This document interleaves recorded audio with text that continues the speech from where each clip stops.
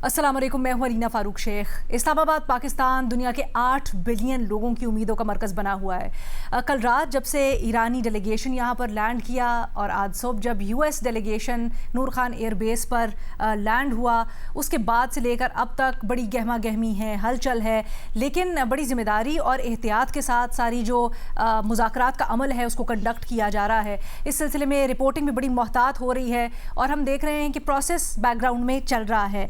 लेकिन इसके ऊपर जो सारा का सारे मामलात हैं, क्या स्टिकिंग पॉइंट्स हो सकते हैं, क्या नहीं हो सकते हैं, ऑल्सो जो डेलीगेशंस आए हैं वो क्या सिग्निफाई करते हैं, क्या अहमियत है, इससे बढ़कर इसको डिस्कस करते हैं पहले कि पाकिस्तान जिन दो बड़े रिवायती हरीफों को मेज़ के ऊपर लेकर आया है, जिस तरह से पाकिस्तान ने जंग रुकवाई, जिस तरह से पाकिस्तान ने पूरा का पूरा इसमें किरदार अदा किया अप टिल नाउ, उसने पाकिस्तान को दुनिया में एक बड़ी मुनफरिद हैसियत और मुनफरिद पोजीशन और एक मुनफरिद ताकत के तौर पर उभारा है। ये ताकत पाकिस्तान का जो मुख्तलिफ इन्फ्लुएंस है ज़ावियों में, उसको किस तरह से शेप अप कर सकता है, दुनिया के अंदर पाकिस्तान की नई पोजीशनिंग क्या हो सकती है, और मोर इम्पॉर्टेंटली पाकिस्तान ये जो उसकी अब नई साख है, नई ब्रांडिंग है, उसको क्या सियासत जो है ख़ित्ते की उसके ऊपर वो असरअंदाज हो सकती है और दुनिया में किस तरह से उससे बेनिफिट उठा सकता है, ये सब कुछ डिस्कस करते हैं। हमें ज्वाइन कर रहे हैं इस डिस्कशन के लिए सैयद मोहम्मद अली साहब, मज़हर अब्बास साहब मेरे स्टूडियोज़ में मौजूद हैं, उमर चीमा साहब और बेनज़ीर शाह साहब अभी हमारे साथ मौजूद हैं। हम चलते हैं मोहम्मद अली साहब के पास। पहले मोहम्मद अली साहब आप बताइएगा सर, वो कहते हैं ना diplomacy is not a moment, it's a process. तो पाकिस्तान ने मोमेंट तो अचीव कर लिया और पूरी दुनिया मुतरफ है, बट ये बताइएगा कि अब इसको, इस मोमेंटम को जारी रखने के लिए पाकिस्तान क्या कर सकता है, क्या आप इससे कोई शिफ्ट देख रहे हैं इस खित्ते के अंदर? जी बिल्कुल, देखें, एक आपने बड़ी ज़बरदस्त ज़रबुल मिसल शेयर की कि डिप्लोमेसी एक प्रोसेस है, एक इवेंट नहीं है। दूसरी बात एक और बड़ी ज़बरदस्त इसी हवाले से ज़रबुल मिसल है कि diplomacy is the art of the possible. तो पाकिस्तान के लिए डेफिनेटली ये एक बड़ा तारीखी मौका है कि हम आलमी बरादरी के सामने आज हमने जो मुकाम और एहतराम हासिल किया है उसको देरपा मौके में बदलें अपने मुल्क के माशी और दीगर चैलेंजेस से ओहदा बरा होने के लिए। तो देखिए, दो तीन चीज़ें तो पहले मैं एनालिसिस के लिए आपसे शेयर कर देता हूँ। देखिए, हमारे जो वजीर खारजा हैं उनका जो है IMF से मुज़ाकरात के लिए दौरे पे जाना एक ऐसे टाइम पे जबकि पाकिस्तान होस्ट कर रहा है अमेरिका और ईरान के दरमियान टॉक्स पे, और कल आपने देखा कि सऊदी वजीर खजाना एक रोज़ा दौरे पे इस्लामाबाद तशरीफ लाए, और जिससे ये बात जाहिर होती है कि ये जो टॉक्स पाकिस्तान आज होल्ड कर रहा है सिक्योरिटी और इंटरनेशनल पॉलिटिक्स की डोमेन में, उसके साथ ही साथ कुछ ताना बाना मुस्तकबिल में पाकिस्तान के बेहतर माशी मौके और सपोर्ट से भी जुड़ा हुआ है। और मैं तवक्को करता हूँ कि इंशाअल्लाह आने वाले दिनों में न सिर्फ पाकिस्तान के लिए IMF से रिलीफ में भी कोई पेशरफ्त मुतवक्के होगी, और साथ ही साथ हमारे जो सऊदी भाई हैं उनसे भी एक काफ़ी खातिर ख्वाह फाइनेंशियल सपोर्ट जो है वो तवक्को की जा रही है। तीसरा पहलू जो है, अभी देखें, मैं पहले ये बता दूं कि नोशन ऑफ विक्ट्री मिनिमम क्या होगा इन टॉक्स में। वो मिनिमम नोशन ऑफ विक्ट्री इस बात से कतई नजर के क्या तवक्कुआत और डिमांड ईरान और अमेरिका की हैं, वो ये है कि जो अमन है उसको बरकरार रखा जाए और जंग दोबारा ना छिड़े। तो ये इटसेल्फ भी पाकिस्तान की बहुत बड़ी सिफारती कामयाबी होगी। और दूसरी बात ये है कि अगर ईरान के खिलाफ जो सैंक्शंस हैं अमेरिकी, उनमें उस पर नजरसानी की जाती है, तो आप देखें कि मुस्तकबिल में पाकिस्तान को 9 करोड़ जो ईरानी अवाम है उनकी एक बहुत बड़ी पोटेंशियल एक्सपोर्ट मार्केट भी मैसर आ सकती है। साथ ही साथ आप देखें कि जो अरब ममालिक जिनके एतमाद को अमेरिका की सिक्योरिटी कमिटमेंट के मेयार में कमी की वजह से धचका पहुंचा है, वो भी अब सऊदी अरब की तरह शायद पाकिस्तान की जानिब देखेंगे। और यकीनी तौर पे पाकिस्तान के लिए ज़रूरी है कि जहां वो अगर सिक्योरिटी में अपनी जिम्मेदारियां इन ममालिक के हवाले से पूरी करता है तो इसको हम बार्गेन करें एक ड्यूरेबल और सस्टेनेबल पाकिस्तान में फॉरेन डायरेक्ट इन्वेस्टमेंट में भी और खातिर ख्वाह हमारे माशी ताउन में भी। देखिए हमारी डायस्पोरा ऑलरेडी इन ममालिक में मौजूद है, तो मैं समझता हूँ कि स्काई इज द लिमिट। और फिर अगर ईरान पे जो पाबंदियां हैं उनमें तखफीफ की जाती है या नजरसानी की जाती है तो वहाँ से ईरान पाकिस्तान गैस पाइपलाइन हो या ऑयल हो वो भी हमें ऐन मुमकिन है कि ज़्यादा वाफिर, महफूज और अर्जा नरखों पे दस्तियाब हो। तो मैं समझता हूँ कि बेशुमार अपॉर्चुनिटीज़ हैं। एक अपॉर्चुनिटी तो हमने ऑलरेडी अल्हम्दुलिल्लाह इस जंग के दौरान बड़ी जबरदस्त, जिसमें थोड़ा बहुत शायद मेरा भी रोल रहा, वो ये था कि हमने ट्रांसशिपमेंट में बहुत ज्यादा कंट्रीब्यूट किया। वो जो सैकड़ों माल बरदार जहाज गल्फ ऑफ हॉर्मुज़ में फंसे हुए थे उनको, उनमें से तकरीबन हमारी जो कैपेसिटी है वो 26,000 कंटेनर्स को ट्रांसशिपमेंट की थी। और फिर मैं समझता हूँ सबसे इम्पोर्टेंट बात, अगर गल्फ ऑफ हॉर्मुज़ और मिडल ईस्ट की सिचुएशन कशीदा होती है तो ये वो मौका है कि जो हम अपने गवादर पोर्ट और सीपेक को एक्टिवेट करने का इससे बेहतर मौका नहीं आ सकता, क्योंकि पाकिस्तान एक महफूज एनर्जी की और दीगर साजो सामान की एक इंटरेस्टिंग आपने बात की है। आप सीपेक की बात कर रहे हैं, फिर वो कॉरिडोर तो एक्सटेंड करता है ना ऊपर तक। अब जब वी नो कि ईरान और चाबहार से इंडिया अपनी इन्वेस्टमेंट निकाल चुका है तो वहां पर भी मैं आपके पास सर्कल बैक करती हूँ, लेकिन आगे बढ़ने से पहले बताइएगा, आपने मेंशन किया आपका किरदार था, मोहम्मद अली साहब क्या किरदार था तो हम बताएं। वी वुड जी मैं बता देता हूँ कि देखिए मैं बता देता हूँ कि जंग के अवाइल में मैंने कुछ पाकिस्तानी क़यादत से बात की और उसमें मैंने ये तजवीज़ दी कि मैंने उनसे पूछा, पहले तो दरियाफ्त किया क्योंकि मेरा ये सब्जेक्ट नहीं है, कि पाकिस्तान की जो तीनों बंदरगाहें हैं पोर्ट कासिम, कराची और गवादर, इसकी मजमूई कंटेनर की रखने की कितनी कैपेसिटी है। तो जो उस वक्त तकरीबन कोई 700 के करीब जहाज फंसे हुए थे, तो मैंने उनको तजवीज़ दी कि जनाब आप ये इनमें से जो फंसे हुए जहाज हैं इनके माल को ट्रांसशिपमेंट के जरिए अपनी जगह रख लें। अच्छा जी।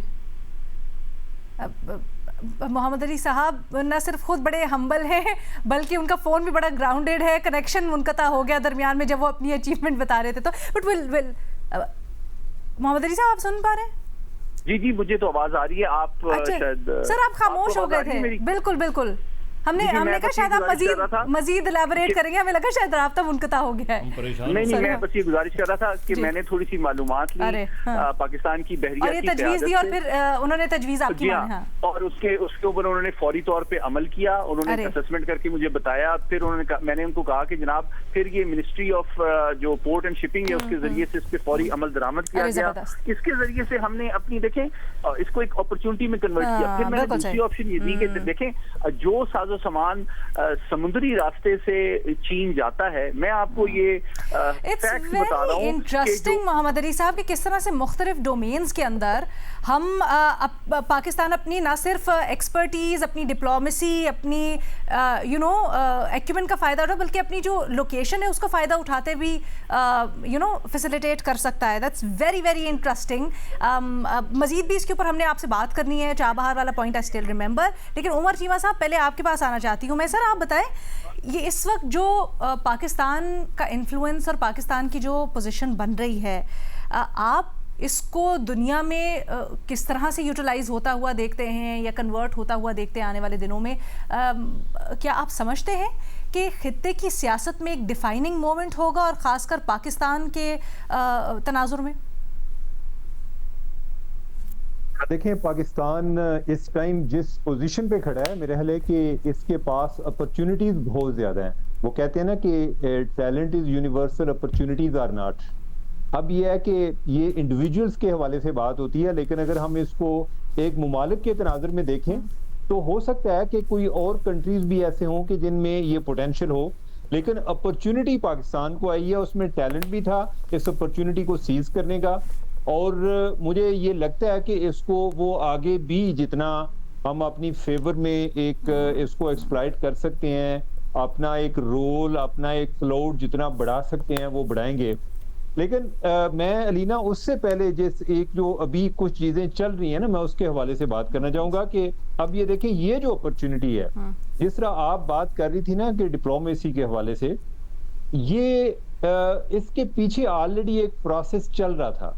ये ऐसा नहीं है यानी कि पाकिस्तान का इसमें रोल, बाज़ औक़ात हम बड़े हम्बल भी होते हैं, और चूंकि एक हाई स्टेक गेम भी है, पूरा मीडिया भी इसको देख रहा है और वो बयान भी इस अंदाज में कर रहा है कि खुदा न खास्ता अगर ये मुज़ाकरात नाकाम होते हैं तो क्या होगा। अब ये है कि मैं जो समझता हूँ, कुछ मेरी इंफॉर्मेशन भी है और कुछ ओवरऑल एक कॉमन सेंस अंडरस्टैंडिंग है, उसकी बुनियाद पे जो मैं देख रहा हूँ ये चीजें होती हुई। पहली बात तो ये है कि हम इनको इतनी देर, अमेरिका को और ईरान को, इस बात पर कन्विंस नहीं करते रहे कि आप इस्लामाबाद में आकर मुज़ाकरात करें, हमारी इज्जत में इजाफा हो जाएगा। यानी कि उनके लिए एक बाकायदा एक माहौल पैदा किया गया है, वो जो उनके बड़े कंटेंशियस इश्यूज थे, यानी कि जिस पे उन्हें लगता था जी कि अगर इस पे कोई दूसरी साइड फ्लेक्सिबिलिटी शो करे तो फिर हम आगे मुज़ाकरात के हवाले से जा सकते हैं। वो भी एक जो पाकिस्तान की एक बैक चैनलिंग थी, बैक एंड फोर्थ मैसेजिंग थी, उसके जरिए उन पे ऑलरेडी काफी काम हो चुका था, कि जिसके बाद ये नौबत आई है कि इतने हाई लेवल पर एक डेलीगेशन आए हैं। आज तक इनकलाब ईरान के बाद जो ईरान का और अमेरिका का इतना हाईएस्ट लेवल पे पहला कांटेक्ट है, और मैं तो ये समझता हूँ कि इवन जो उनके न्यूक्स के हवाले से भी किसी हद तक को अंडरस्टैंडिंग है। बाकी ये चीजें हैं कि जब तक वो एक फाइनल नहीं होती, उनके बारे में कुछ कहा नहीं जा सकता कि वो किधर चली जाती हैं। पाकिस्तान की जो बात है, पाकिस्तान के पास अल्लाह को नजर ना लगाए, मैं अभी तक जो पिछले 1 साल से हम देख रहे हैं, ओवरऑल चीजों को बड़ा मेच्योरली हैंडल कर रहे हैं, और अभी हम जिस जगह पर खड़े हैं, हमारे पास आगे बहुत ज्यादा पोटेंशियल है। मैं अगर हम इसको सिर्फ अपने रीजन तक देखें, तो आप देखिए, जरा इमेजिन करें कि अगर ईरान का मसला हल हो जाता है, तो ओवरऑल जिस तरह बात मोहम्मद अली साहब कर रहे थे मिडल ईस्ट की, तो अगर हम ईरान की और अरब ममालिक के दरमियान भी कोई एक रिप्रोचमा का रोल प्ले कर सकें, तो ये एक बड़ी ही सिचुएशन डिफरेंट हो जाएगी। ये रीजन, यहाँ प्रॉस्पेरिटी, स्टेबिलिटी, ओवरऑल एक बड़ा एक गेम चेंजिंग किस्म का एक एनवायरनमेंट मुझे तो लगता है कि जो अल्लाह ताला ने पाकिस्तान को रोल दिया है, और वो जो अभी तक परफॉर्म कर रहा है, और मैं इस मुज़ाकरात से भी बड़ा पुरुमीद हूँ, इसके हवाले से आगे फ्यूचर के हवाले से भी बड़ा पुरुमीद हूँ कि आगे भी चीजें बेहतरी की तरफ जाएंगी। एब्सोल्युटली, उम्मीद सबकी यही है। जरा ये इसका अहाता लगाते हैं, मिडल ईस्ट, फिर हमारा जो साउथ एशियन रीजन है, उसके अंदर ये जो पाकिस्तान की नई फाउंड पोजीशन है, ये किस तरह से पाकिस्तान को रीअलाइन कर सकती है, जो पहले से एक स्टैंडर्ड प्रोसीजर चला आ रहा था, या जो ग्लोबल पोजीशनिंग चली आ रही थी उसके अंदर। एक छोटी सी ब्रेक लेते हैं, उसके बाद मजीद बात करते हैं। पाकिस्तान अपनी नई पावर पोजीशन और इन्फ्लुएंस को किस तरह से इस्तेमाल कर सकते हैं, और मोर इम्पॉर्टेंटली क्या ये पाकिस्तान की जो दुनिया में साख है, पोजीशनिंग है, उसमें कितनी तब्दीली लाएगा। बेनज़ीर, हमने कल, बल्कि आपने कल नेटो की बात की। आपने कहा कि आप एक नेटो तर्ज का इत्तेहाद बनते हुए देख रही हैं खलीजी ममालिक के दरमियान में। उसी को आगे बढ़ाते हैं आज। क्या आप ये समझती हैं, वैसे हमने देखा कि खलीजी ममालिक ने, ईरान ने जो रद्द-ए-अमल दिया उसके ऊपर बड़ी रिस्ट्रेंट का मुजाहरा किया, लेकिन फिर हमने ये भी देखा कि बड़ी खलिश या बड़ा गम और गुस्सा भी पाया गया कुछ खलीजी ममालिक के अंदर इससे मुतल्लिक। क्या आप समझती हैं ये बात पोस्ट जंग खित्ते के ऊपर असरअंदाज हो सकती है? कुछ ममालिक जिनके इसराइल से ताल्लुकात नॉर्मल भी हैं, वो इसको इतनी शायद आसानी से भुलाए ना, या फिर आप समझती हैं कि पाकिस्तान जो पोजीशन इस तक एंजॉय कर रहा है उसके असरात ज़्यादा हावी होंगे? अलीना, इस पे आने से पहले एक दो चीज़ें हैं जो मेरे ख्याल से बड़ी इंटरेस्टिंग है, उस पर बात करना ज़रूरी है। एक तो हमने देखा कि अभी तक जो पाकिस्तान का रोल रहा है वो रहा है फैसिलिटेटर का, वो अब बदल के एक मीडिएटर का रोल बन गया है। अभी तक एक मल्टीलैटरल रोल रहा था पाकिस्तान का, जिसमें इजिप्ट भी शामिल था, टर्की भी शामिल था, सऊदी अरेबिया का भी नाम आता था। लेकिन अब इस वक्त जो खबरें आ रही हैं वायर पे और इंटरनेशनल मीडिया पे भी वो यही आ रही है कि Pakistan is sitting on the table. इसका मतलब कि हम एक मीडिएटर भी हैं और ये बड़ी अहम डेवलपमेंट है क्योंकि इससे मुझे लगता है कि पाकिस्तान को एक सीरियस नेगोशिएटर और मीडिएटर के तौर पे भी दुनिया में देखा जाएगा। दूसरा, अमेरिका के वाइस प्रेसिडेंट का पाकिस्तान आना ये भी मेरे ख्याल से एक बहुत बड़ी डेवलपमेंट इसलिए है कि उनको सिक्योरिटी क्लियरेंस मिली और वो पाकिस्तान आए, क्योंकि दुनिया में अक्सर पाकिस्तान को एक सिक्योरिटी पॉइंट ऑफ व्यू से देखा जाता है कि ये बड़ा रिस्की मुल्क है सिक्योरिटी वाइज, टेररिज्म वाइज। तो मेरे ख्याल से ये भी एक अच्छा सिग्नल जाता है दुनिया में पाकिस्तान के हवाले से कि यहाँ पे अगर अमेरिका के वाइस प्रेसिडेंट आ सकते हैं, इतनी हाई लेवल डेलीगेशंस आ सकती हैं, तो पाकिस्तान में और भी फॉरेन इन्वेस्टमेंट या और भी हाई लेवल डेलीगेशंस आ सकती हैं, उनको भी सिक्योरिटी क्लियरेंस मिल सकता है। तो इस लिहाज से भी ये बहुत एक अच्छी डेवलपमेंट है। जहां तक आप नेटो की बात कर रही थी, देखिए मैं कल कह रही थी कि ऐसा मुझे नहीं पता होगा या नहीं, बट ये एक इंटरेस्टिंग डेवलपमेंट होगी अगर ऐसा होता है, एक डिटेरेंस के तौर पे इस खित्ते में। लेकिन हमने देखा कि इस वक्त जो गल्फ ममालिक हैं वो बिल्कुल बटे हुए हैं, लेकिन यूएई की तरफ से कल एक बड़ी इंटरेस्टिंग स्टेटमेंट आई। आपने देखा यूएई, बहरीन ने बड़ा सख्त मौके लिया था ईरान के खिलाफ, लेकिन यूएई में एक सीनियर डिप्लोमेटिक एडवाइजर हैं जिनका एक बयान था जो कल काफी चल रहा था। वो कह रहे थे कि यूएई को इसके बाद बड़ा सीरियसली बैठ के सोचना पड़ेगा कि वो कैसे रीस्ट्रक्चर करते हैं अपने फाइनेंशियल सिस्टम को, और ये देखने की जरूरत है कि हम किस पे रिलाय कर सकते हैं और किस पे रिलाय नहीं कर सकते। ये इंटरेस्टिंग इसलिए है क्योंकि अलीना, कामयाब होती है ये बातचीत, कामयाब होती है या नहीं होती हमें नहीं पता, खित्ते में उससे क्या तब्दीली आती है हमें नहीं पता। लेकिन एक चीज जो मुझे नजर आ रही है, जो मेरी रीडिंग है, वो ये कि एक रीथिंक जरूर होगा मिडिल ईस्ट में और यूरोप में कि ये जो हमारा एक सिक्योरिटी अरेंजमेंट था अमेरिका के साथ, क्योंकि अभी तक ये ममालिक जो है मिडिल ईस्ट में और यूरोप में ये अमेरिका की तरफ देखते थे कि आप हमें सिक्योरिटी प्रोवाइड करेंगे, इसलिए अमेरिका के बेसिस थे मिडिल ईस्ट में कि कल को हम पे हमला होगा तो अमेरिका हमारी मदद करेगा। वो जो तासुर था, वो जो एक्सपेक्टेशन थी, वो बिल्कुल गलत साबित हुई। अमेरिका ने ये साबित कर दिया कि इजराइल के अलावा वो किसी की मदद के लिए नहीं आएंगे। तो रातों रात नहीं, लेकिन मेरे ख्याल से कुछ सालों बाद एक रीथिंक जरूर होगा कि इन ममालिक में ये सोचा जाएगा कि हमें सेल्फ रिलायंट होने की जरूरत है, हमें दूसरे ममालिक के साथ कोई सिक्योरिटी पैक करने की जरूरत है, क्योंकि अमेरिका एक डिपेंडेबल और रिलायबल पार्टनर नहीं है।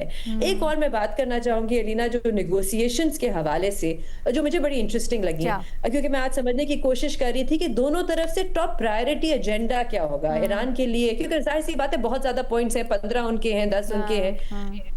ईरान की तरफ से जो डेलीगेशन आई है वो बड़ी इंटरेस्टिंग है। उनकी जो डेलीगेशन है काफी बड़ी डेलीगेशन है, उसमें सियासतदान भी है, और एक जो है वो सेंट्रल बैंक के जो हेड है ईरान के वो आए हैं। इससे तासुर ये जाता है कि ईरान के लिए जो अपने फाइनेंशियल मामलात हैं वो टॉप प्रायोरिटी है। और फाइनेंशियल मामलात क्या हैं? एक तो ईरान के जो एसेट्स हैं, असासे हैं, वो कतर में फंसे हुए हैं, काफी देर से उनके फंड्स फंसे हुए हैं।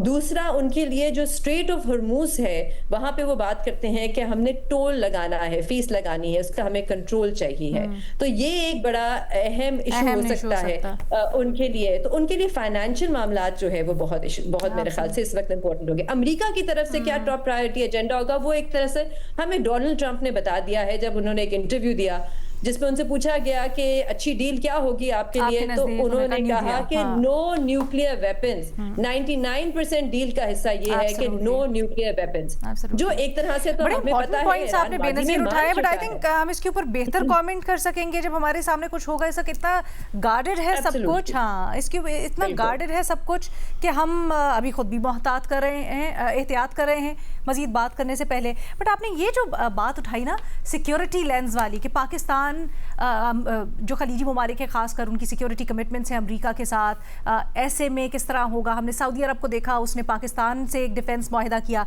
इसको मैं मज़हर अब्बास साहब की तरफ लेके जाना चाहती हूँ। साहब, पाकिस्तान को सिक्योरिटी एतबार से ही देखा गया है माजी में भी, कोई शक नहीं है उसमें, दिफाई एतबार से पाकिस्तान बहुत तगड़ा है। लेकिन ये पाकिस्तान का जो एक सिफारतकारी और डिप्लोमेसी की फील्ड में एक नया री ब्रांड हुआ है, ये कितना इम्पोर्टेंट होगा? क्या इस लेंस से दुनिया पाकिस्तान को देखेगी और ये कितना इन्फ्लुएंस कर सकता है, या वही फोकस रहेगा डिफेंस? देखिए, ये असल में गेम चेंजर हो सकता है। लग ये रहा है कि new middle east order evolve हो रहा है। really? और उसमें ज़ाहिर है इससे पहले जो हमने सूरत हाल देखी उसमें इज़राइल, ज़ाहिर अमेरिका मुकम्मल तौर पे इज़राइल को प्रोटेक्ट कर रहा है शुरू से। और आज ही मैं एक किताब पढ़ रहा था, उसके अंदर ये लिखा था कि जब इराक़ पे अटैक हुआ था वेपन ऑफ मास डिस्ट्रक्शन के नाम पे, तो उसे इज़राइल ने अपोज किया था। और इज़राइल ने अमेरिका को ये मशवरा दिया था कि Saddam Hussein is a lesser danger to us than Iran. और उस वक्त उन्होंने ये मशवरा दिया था कि ईरान पर अटैक, इराक़ पे अटैक के बजाय ईरान पे अटैक किया जाए। अब उसकी एक तो ये थी कि ईरान और इराक़ की जंग 8 साल जंग रही थी उसके बाद, तो ये ख्याल था कि ईरान जो है वो बहुत कमज़ोर हो गया होगा, मज़ीद कमज़ोर हो गया होगा। तो इज़राइल उस वक्त से, यानी जब से ईरान का रेवोल्यूशन आया है, उस वक्त से ईरान को एक थ्रेट समझता है, खटक रहा था। हाँ। और ये चीज़ें ज़ाहिर उसमें और बहुत सी चीज़ें हैं, लेकिन ये बड़ा फोकल पॉइंट था। तो मुझे एक न्यू मिडल ईस्ट ऑर्डर नज़र आ रहा है। अमेरिका और इज़राइल ने इस मरतबा पूरी कोशिश की थी कि ईरान को तबाह कर दें। ईरान ने जंग के माने ही बदल दिए, जो मैंने पहले भी ये बात की थी आपसे। और जो पाकिस्तान का रोल इमर्ज होकर आया है वो आउटस्टैंडिंग है। देखिए, पाकिस्तान के लिए अगर ये कोई माहिदा हो जाता है, हम किसी हद तक आगे बढ़ जाते हैं इस माहिदे में, और कुछ नहीं तो अगर ये फर्स्ट राउंड ऑफ टॉक समझा जाए और इसमें कुछ चीज़ें हो जाती हैं, कोई दोनों तरफ से फ्लेक्सिबिलिटी आती है और एक विंडो ऑफ अपॉर्चुनिटी खुलती है, और फिर आगे जाके कोई मादा होता है, तो पाकिस्तान के लिए बड़ी अपॉर्चुनिटी थी। देखिए, 74 की जब इस्लामी कॉन्फ्रेंस हुई थी, तो उसके बाद पूरे मिडल ईस्ट में पाकिस्तान के लिए नौकरियों के रास्ते खुल गए थे। और बड़ी तादाद में, लाखों की तादाद में लोगों ने जाके वहाँ नौकरियाँ की थी। पाकिस्तान अगर गल्फ़ स्टेट जिस तरह सऊदी अरब के साथ उनका है, पाकिस्तान अगर इस जंग के बाद और इसका जो है ये हो कि मुआहिदा हो जाए, तो पाकिस्तान का पहला टास्क तो ये होगा कि ईरान और सऊदी अरब के ताल्लुकात जो है मज़ीद बेहतर करवाए जाएँ। तो पाकिस्तान एक ब्रिज का रोल प्ले कर सकता है। चाइना भी ज़ाहिर है उसमें है कि ईरान और गल्फ़ स्टेट्स को करीब लाना, कुछ बहुत बुनियादी चीज़ों पर कोई मुआहिदे करवाना, और साथ में पाकिस्तान के, क्योंकि पाकिस्तान का इस पूरी सिचुएशन में, और आपको याद है कि मैं पहली दिन से कह रहा था कि पाकिस्तान मीडिएटर का रोल प्ले कर रहा है। पाकिस्तान इब्तिदा में जो 3 ममालिक के वज़राए ख़ारजा की यहाँ मीट कॉन्फ्रेंस हुई थी, उसके बाद से पाकिस्तान ने फैसिलिटेटर के बजाय मीडिएटर का रोल किया, और उन्होंने बहुत अच्छे अंदाज में अदा किया। यानी ऐसे अंदाज में कि उन्होंने इतने हाई पावर डेलीगेशन को इस्लामाबाद में लाना, सबसे, मुझे याद नहीं पड़ता कि पाकिस्तान में इससे पहले इस नौइयत की, मैं उस नौइयत को समझें, इस नौइयत की कभी भी पाकिस्तान में कोई इस तरह की नेगोशिएशंस हुई हों, और जिसमें पाकिस्तान एक मीडिएटर का रोल, तो पाकिस्तान का रोल बहुत आउटस्टैंडिंग नज़र आ रहा है। एक बड़ी अपॉर्चुनिटी नज़र आ रही है। दुनिया ये ख़ासतौर मिडल ईस्ट भी, ईरान भी ये रिकग्नाइज़ कर रहा है कि पाकिस्तान ने बहुत पॉजिटिवली रोल प्ले किया है। अब पाकिस्तान इसको आगे लेके कैसे चल सकता है, ये बड़ा इम्तिहान होगा। डेफिनेटली पाकिस्तान का बहुत ज़्यादा इंटरेस्ट ये है कि ये मुआहिदा किसी तरह हो। कुछ पॉइंट्स पे रह जाते हैं, वो आगे बढ़ते रहते हैं, लेकिन पाकिस्तान का रोल अब रहेगा जब तक एक फाइनल कोई चीज़ नहीं हो जाती। और पाकिस्तान के लिए एक बहुत ज़ाहिर है एक चैलेंज भी है कि खुदा न खास्ता अगर चीज़ें ख़राब होती हैं तो फिर सऊदी अरब और ईरान के दरमियान टेंशन बढ़ सकती है, कतर। लेकिन सऊदी ईरान के दरमियान टेंशन बढ़ सकती है, टेंशन उस लिहाज से मैं कह रहा हूँ कि हालांकि सऊदी अरब और इनके दरमियान वो है ना कि जब फ़र्ज़ करें अगर sir, but do you think इसके ऊपर भी बड़ी दो राय पाई जा रही है ना कि जब जंग बंदी हो गई तो उसके बाद दोबारा से फुल फ्लेज जंग क्या शुरू हो सकती है? क्या मोमेंटम दोबारा वो पकड़ेगा? हो सकती है ना। अगर टॉक्स ब्रेक हो जाएं, तो डोनाल्ड ट्रंप का बयान क्या है कि अगर टॉक्स, हम तो बमबारी शुरू कर देंगे, ये तो बयान दे रहे हैं वो। बट सर, अंदाजा यही लगाया जा रहा है टोन से भी, और जेडी वांस का यहाँ पर होना, जैसे अभी उमर भी ये कह रहे थे कि शायद हत्तुल इम्कान कोशिश की जाएगी कि टॉक्स फेल ना हो। For the best. और सबसे इम्पोर्टेंट पाकिस्तान के लिए, ईरान के लिए और दुनिया के लिए कि अगर ईरान पर से इक़्तिसादी पाबंदी ख़त्म हो जाती है तो Iran can also emerge exactly as a very important country. ये बात अब अमेरिका को ने शायद समझ ली है, समझना चाहिए कि ईरान को ख़त्म नहीं कर सकता सिविलाइजेशन, तो बहुत दूर की बात है। मैं इस चीज़ के ऊपर मज़ीद बात करना चाहती हूँ बिकॉज हमारा वो जो OBI one belt one road पूरा का पूरा प्रोजेक्ट है, उसके लिए ये क्या मुराद रखता है। फिर खलीजी ममालिक की अभी हम बात कर रहे थे, उसके ऊपर मज़ीद बात करते हैं आफ्टर ब्रेक।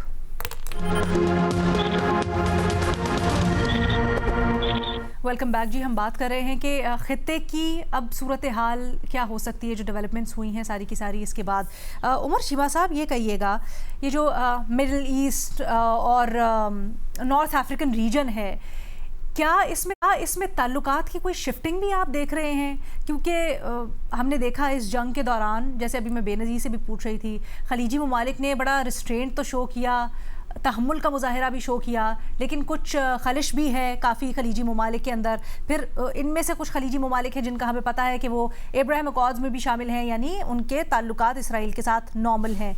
अब जब ये कॉन्फ्लिक्ट सेटल डाउन हो जाएगा और उम्मीद यही की जा रही है या तवक्को की जा रही है कि शायद ईरान के लिए कुछ इसमें से कंसेशंस भी हों, तो क्या ये रिस्ट्रक्चर कर सकता है ताल्लुकात को पाकिस्तान के साथ, इस पूरे खित्ते के साथ, या खलीजी ममालिक के उसी तरह से आपस में ताल्लुकात रहेंगे Iran and specially with Pakistan?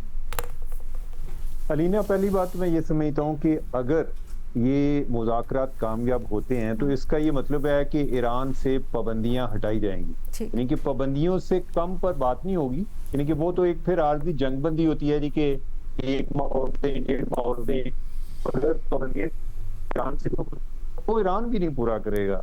तो अगर ये चीजें हो जाती हैं और ईरान भी एक प्रॉस्पेरिटी में एक शेयर होल्डर बन जाता है, तो मुझे ये लगता है इस टाइम जो एक सफ बंदी हो रही है, नई सफ बंदी, जिस तरह आपने अब्राहम अकॉर्ड का जिक्र किया, लेकिन ये मेरी एक आप समझे खुशफहमी है, लेकिन यह है कि मैं गुड फेथ में बात कर रहा हूँ।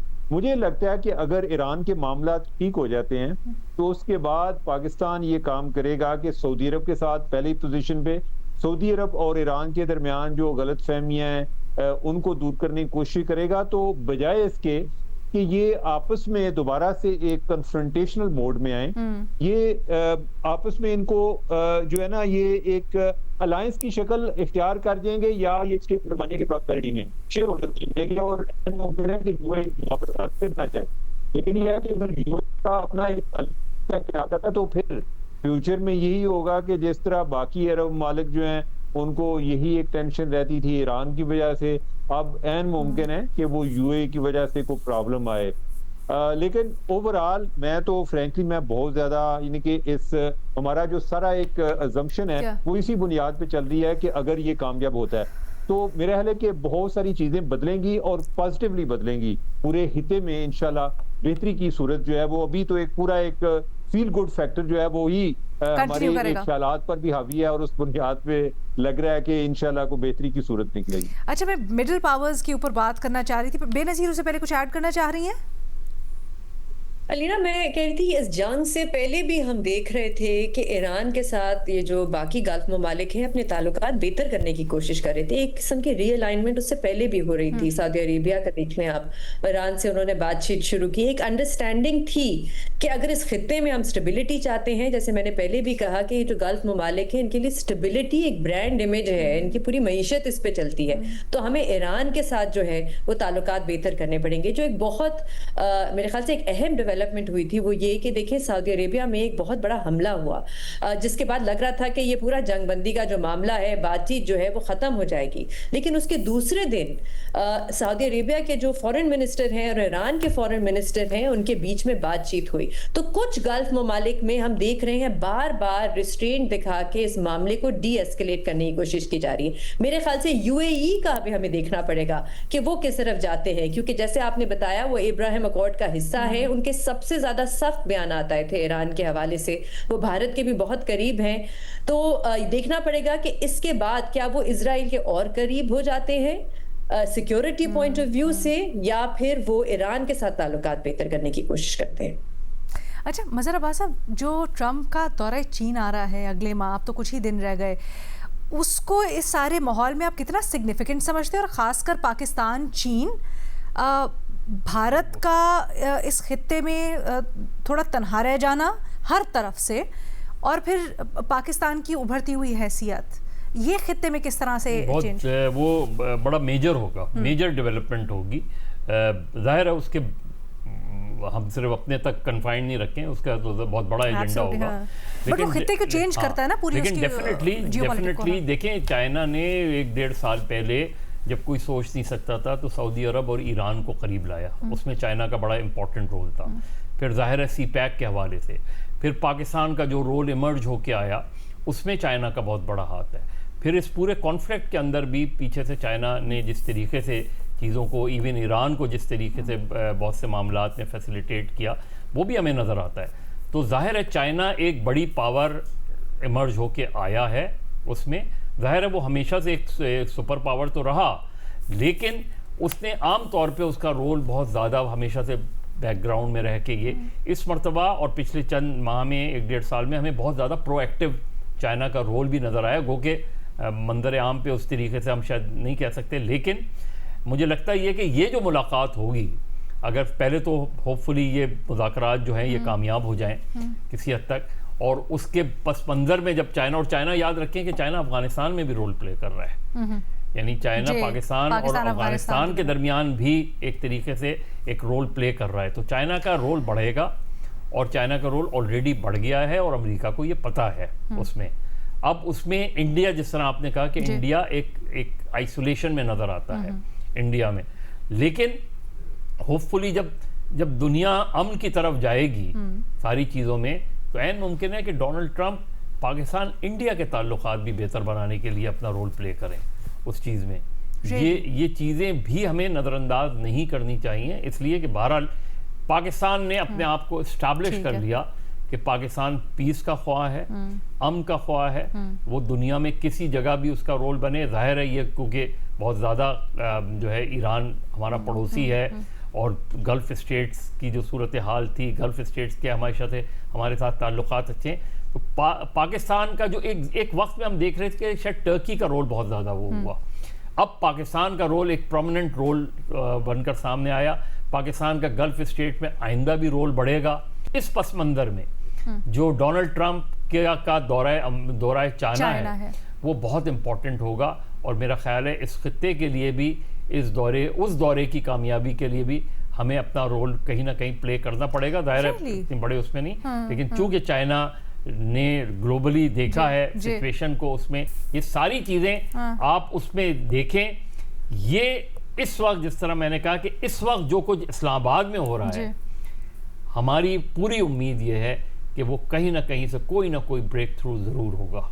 अच्छा, अमूमन जब इस तरह की कोई पावर इमर्ज करती है दुनिया में, हमने आइडियली तो चीमा साहब यही देखा है कि या तो डिफेंस और इकोनॉमी दोनों उनकी बड़ी तगड़ी होती है, और फिर वो उस इन्फ्लुएंस को लेके चलते हैं। पाकिस्तान डिफेंस के एतबार से तो अपनी महारत मनवा चुका, लेकिन इकोनॉमी में थोड़ा सा पीछे है। क्या आप समझते हैं कि पाकिस्तान का इन्फ्लुएंस इमर्ज होना वीकर इकोनॉमी के साथ उसकी पोजीशन सस्टेनेबल रख सकेगा, या ये एक बहुत बड़ा सवालिया निशान होगा आने वाले दिनों में? अलीना, ये डिपेंड करता है कि आप किस वजह से जाने जाते हैं, या आप बाकी दुनिया के साथ किस वजह से रेलिवेंट है। हम इस वजह से रेलिवेंट नहीं है कि अगर किसी को पैसों की जरूरत पड़ गई तो वो हमसे ले लेगा, हम ही जाते हैं। इनको पता होता है कि इनके पैसों के मामलात हमें ठीक कर दें, बाकी ये काम ये करेंगे। अभी भी बल्कि मैं अभी खबर देख रहा था कि जो यूएई के साथ, यूएई ने पैसे वापस लिए हैं, तो कतर और सऊदी अरब दोनों ने कमिट किया कि हम $5 बिलियन पाकिस्तान को देंगे। तो लिहाजा इस लिहाज से तो वो पाकिस्तान को नहीं समझते, लेकिन क्यों पाकिस्तान को इतनी अहमियत मिल रही है? मेरे ख्याल एक तो हमने रिसेंटली जो एक परफॉर्मेंस दी है एक पाक इंडिया वॉर में, और दूसरा एक चीज जो कि हम ज्यादा डिस्कस नहीं करते, वो मुझे ये जो एक हमारे पाक जो सिविल मिलिट्री रिलेशनशिप है, ये जो इम्प्रूवमेंट आई है ना, कि जो प्राइम मिनिस्टर हैं और फील्ड मार्शल ये कहीं भी इंटरनेशनल फोरम पे जा रहे होते हैं, इकट्ठे जा रहे होते हैं। पहले पाकिस्तान के बारे में तासर ये था जी कि उधर जी असल पावर एस्टेब्लिशमेंट के पास है, प्राइम मिनिस्टर के पास नहीं है, तो शायद वो इतना हमें संजीदा नहीं लेते थे।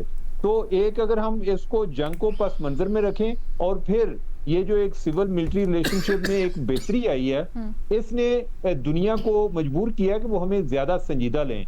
और तीसरी जो चीज है, जिस तरह हर प्राइम मिनिस्टर की एक अपनी लेगेसी होती है, शहबाज शरीफ जो है ना, इनको अक्सर अंडर एस्टिमेट किया गया है। यानी कि हम यही समझते रहे, कोई जो बड़ा भी उनका एडमायरर होता था वो कहता था कि एडमिनिस्ट्रेटर बहुत अच्छे, लीडर नहीं है।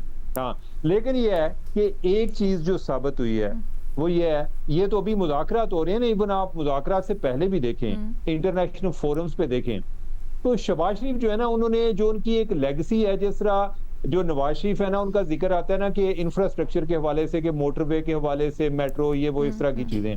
शहबाज शरीफ जो है, इनका जब जिक्र आएगा, जो इनकी लेगेसी है उसमें फॉरेन पॉलिसी ये इसके बगैर उनकी लीड नहीं हो सकती। ठीक है जी, बहुत इंटरेस्टिंग तजिया तबसरा, और उससे ज़्यादा इंटरेस्टिंग इस वक्त जो डेवलपमेंट्स हो रही हैं, बहुत सारी इन्फॉर्मेशन भी आ रही है उससे मुतालिक। ज़ाहिर बात है आने वाले दिनों में तजिया तबसरे भी होते रहेंगे।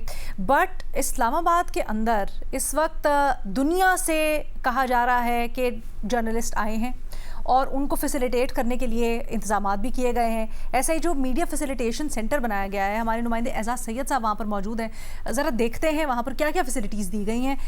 एजाज़ साहब, thank you so much for joining us.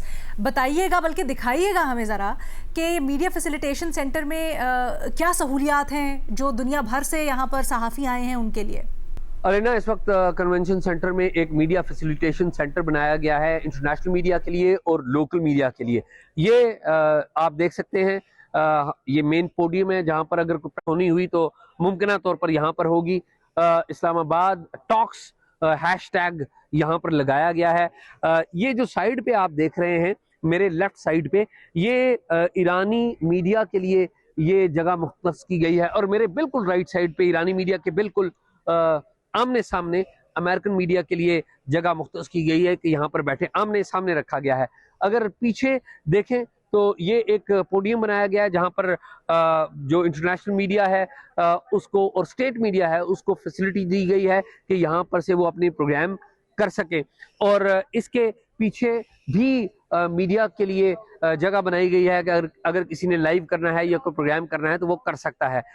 यहाँ पर इंटरनेट की भी सहूलत दी गई है। मजमूई तौर पर बहुत अच्छा काम किया गया है वजारत इत्तलात की तरफ से, और बहुत अच्छा यहाँ पे ये फैसिलिटेशन सेंटर बनाया गया है। आप देख सकती हैं कि जगह जगह पे स्क्रीन्स लगाई गई हैं, मुख्तलिफ टीवी चैनल्स लगे हुए हैं, लाइव कवरेज टीवी चैनल्स की यहाँ पर आ रही है ताकि यहाँ पर बैठे हुए मीडिया के नुमाइंदे इन स्क्रीन के जरिए देख सकें कि बाकी जो इंटरनेशनल टीवी चैनल्स हैं वहाँ पर क्या मालूमात आ रही है इन टॉक्स के हवाले से जो आज इस्लामाबाद में मुनक्कद हो रही हैं अमेरिका और ईरान के बारे में। ज़बरदस्त, थैंक यू सो मच एजाज़ सैयद साहब इस टूर के लिए। और हम यही उम्मीद करते हैं कि इस वक्त दुनिया की जो अमन की उम्मीदें हैं इस्लामाबाद में बैठक से, वो सारी उम्मीदें बर लाएं। इजाज़त दें, अल्लाह हाफ़िज़।